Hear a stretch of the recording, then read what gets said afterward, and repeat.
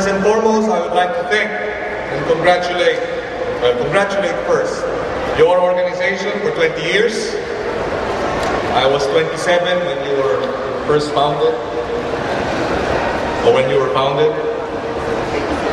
And after 20 years, we have a hog industry that is 170 billion pesos strong.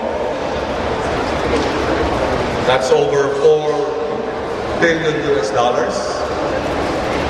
That is 12% of the contribution of livestock to the entire agricultural output, with only 5% of the agriculture budget going to the hog industry. Secretary, if we double to 10% the allocation of the department for hog raising, my question is, will you also, the private sector, double your output? And we will reach 340 billion industry. When I took on the challenge of being chairperson of the Senate Agricultural Committee and Food Committee last July, I did so knowing and realizing, after having been senator for nearly a decade, that we will not reach developed nation status unless we address squarely the challenges of the agriculture and fisheries sector. Hindi ho tayo aabante, hindi ho natin matutugunan ang kahirapan kung hindi ho natin tutugunan ang mga hamon sa sektor ng agrikultura at pangingisda. Kaya naman, that is why we took on the challenge. Dahil noong May 2010, yung ating naging kampanya, kung walang kurap, walang mahirap, hindi ho natin matutugunan ang kahirapan if we do not address major stumbling blocks to the progress of our agriculture sector. Because the poorest of the poor we find in the agri and fisheries sector. That is our sector. We will also, many of you will probably agree, and this was said in one of the committee hearings in the Senate, that the Department of Public Works and Highways, which was most notorious in the issue of graft and corruption, was displaced in its #1 standing in the last 4 or 5 years by the Department of Agriculture. Unfortunately, it had become scandal-ridden, and one of the major scandals was involving hogs, yung tinatawag na swine scandal. Nakakalungkot na kung ano pa ang ahensya at sektor na kinakailangan bigyan ng kahalagahan, yung pa ang sektor na nabigyan ng napakatinding kontrobersiya sa usapin ng katiwalian. I'm saying this because we have our work cut out for us. For us to be able to move forward, we have to restore confidence and trust in the department, and we have to ensure that the department is energized precisely to address the challenges of the sector. We thank you, the hog raisers, for your 20 years of this organization, for your 20 years of sacrifice and contribution. Dapat po kayong pasalamatan, palakpakan po natin ang ating mga sarili. Ilang buwan pa lamang akong nag-aaral tungkol sa mga usapin ng agrikultura. Ngunit sa ilang buwan na ito, kinikilala ko na matindi ang mga hamon ng hog raising. Hindi biro ang pagtataya po ninyo. Hindi biro ang sakripisyo po ninyo, ang paglalaan po ninyo ng oras at panahon. And for you to be able to bring the industry to this level, and I would say up to a certain, or in many ways, hindi naman always, but in many ways, despite government, is a testament to your resiliency. But today, we would like to move towards a new direction. Instead of being a stumbling block, instead of being separate, government and the private sector, we must converge. We must come together. We must use the resources at our disposal so that we can together overcome the challenges of the livestock industry, of the hog industry, of the agriculture sector. We would like to thank you for participating in the COCAFAM DA-sponsored Agriculture and Fisheries Summit, Agriculture Fisheries 2025, last February. Your participation there has allowed for synergy between the private sector and government. In that summit, 60% ang private sector, 30% lang ang gobyerno, at 10% ang akademya.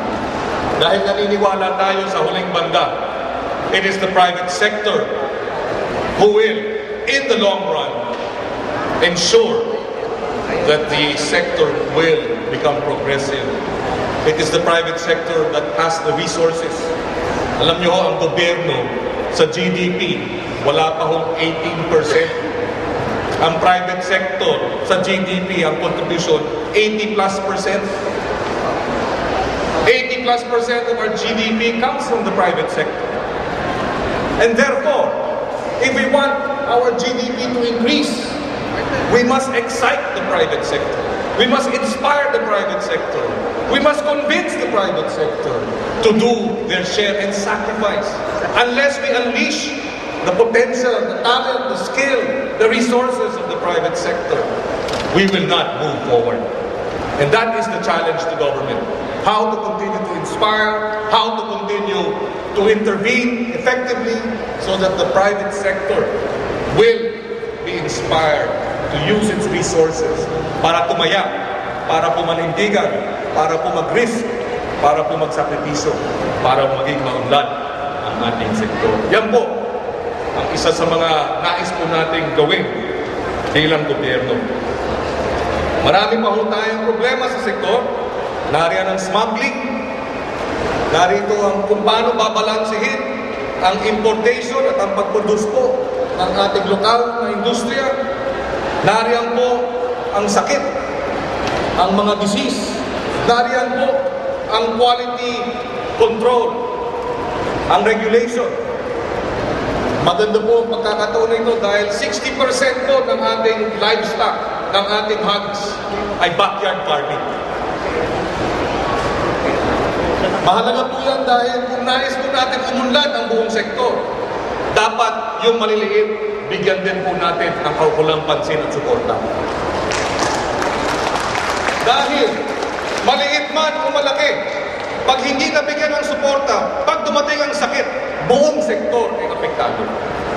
Buong sektor ay mabibigyan po ng panik. Hindi po natin pwedeng sabihin yung malaki lamang at hindi rin natin pwedeng sabihin yung maliit lamang.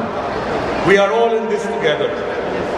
The sector must help one another to be able to move forward. I was just exchanging notes with your chairperson, Mr. Lim, and he says that the Philippines has the potential of being the hog's basket, the pork basket of Asia. We are FMD-free, and we're only giving 5% of the agri-budget, while you are providing 170 billion. Ang budget po ng agriculture, magkano ba ngayon, Secretary? 38 billion. Mas malaki talaga ang budget o yung pondo po ninyo. Pero yung maliit na idadagdag po natin, will go a long way. And I will say this, and I said this before, in the final analysis, we are not in competition with one another as Filipinos. We are in competition with ASEAN. We are in competition with other nations. If Vietnam and Thailand can move forward in the area of agriculture, there is no reason why we cannot.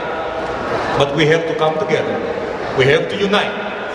We have to focus on what can unite us rather than what can divide us. Now is the time to come together. Now is the time to unite. Government and the private sector working together to move our sector forward. And as a last point, we are all working towards ensuring that we have a steady supply of food. We find ourselves as players in ensuring that our nation achieves food security. There is no other more important, more essential, more fundamental aspect in life than access to food. And we play a crucial role. Food security is a national security matter. It is a national interest of paramount importance. And we are all players to ensure that the national interest continues to be upheld and defended. My office is your office in the context of supporting the industry in reaching greater heights. Ano ho yun, Secretary? Increasing the budget for the livestock sector, and hopefully you will also double your output as hog raisers. Maraming salamat po. Magandang umaga sa kanila lahat.